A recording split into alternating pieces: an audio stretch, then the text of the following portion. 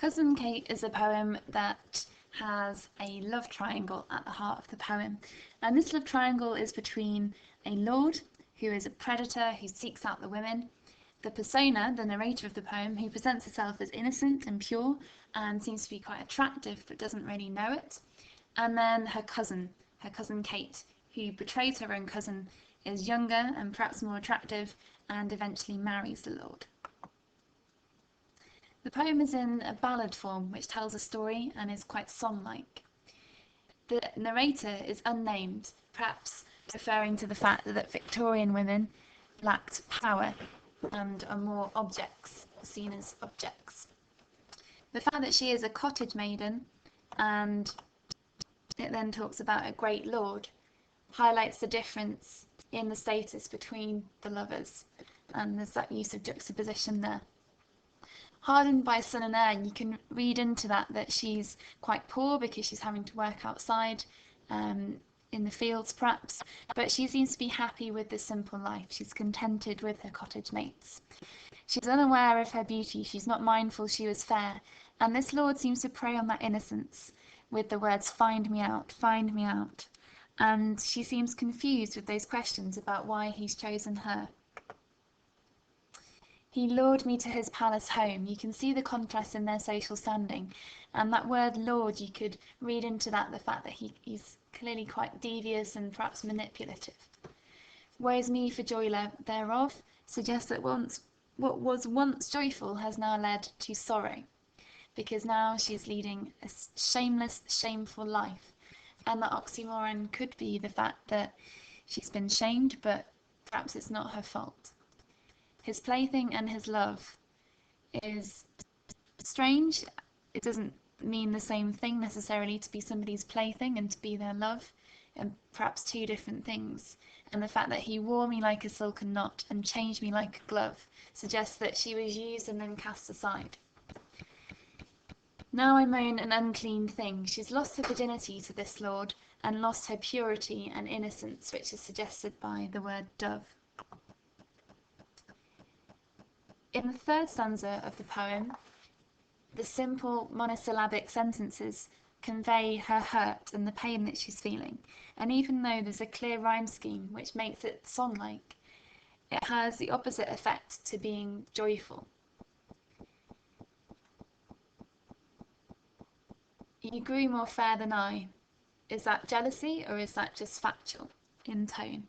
And where she describes how the Lord has seen cousin Kate, has watched her steps along the lane, has watched her working, there's an idea that perhaps he's been stalking her cousin and has seen her and wanted her, and has then lifted her from mean estate, lifted her from poverty to sit with him on high, as a powerful man could do.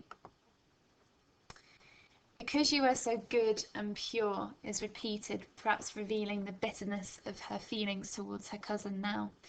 And he bound you with his ring. If you look at the connotations of bound, you could think of that in terms of the positive connotations of marriage, but perhaps the negative connotations of being constrained or not being able to escape. They now call her, the neighbours, an outcast thing, suggesting that they're judgmental, that they're judging women. And the fact that they, again, don't refer to her by name but call her a thing suggests that in this situation women are being objectified. Howling in dust while cousin Kate sits in gold and sings is vivid imagery which presents the contrast between how the two cousins are being treated. But then at the end of this stanza, there's a question of who actually is the winner in the situation, who is now the stronger one. Oh, cousin Kate, and you can think about how she addresses her cousin there, and what tone that conveys. Is she jealous? Is she bitter? Is she sorry for her cousin? My love was true, your love was writ in sand. So there's a difference in how they love the Lord. Perhaps the persona, the narrator, feels that she actually loved the Lord more, and her cousin was perhaps won over by his riches or his greatness. She suggests that if she had been in the opposite position, if she'd been in her cousin's position, she wouldn't have given in to the Lord, she wouldn't have been bought by him. I would have spit into his face, however, suggests from that tense, I would have, that she didn't have any power. and women would not have had any power in this situation. At the end of the poem, we learn that the narrator, the persona, has a child. She has a gift that Cousin Kate does not have, and Cousin Kate seems unlikely to be able to have children. So for all her wedding ring and clothes and all the things that the Lord has brought her, the persona seems to be aware that Cousin Kate is worried, is fretting over the fact that she doesn't have a child, which is clearly important to the Lord because he would give his lands for one. He wants an heir. So she's aware that Cousin Kate is jealous of her. And in terms of her own feelings, the oxymoron, my shame and my pride, suggests that now she values what she has more than feeling upset about being shamed.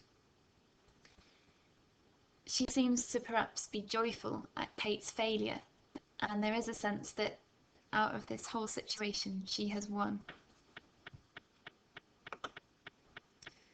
If you look at the exam question, how does Rossetti use contrast in Cousin Kate? You could look at the contrast between the cousins, you could look at the contrast between the Lord and the girls, and think about the oxymorons and the juxtaposition that is used.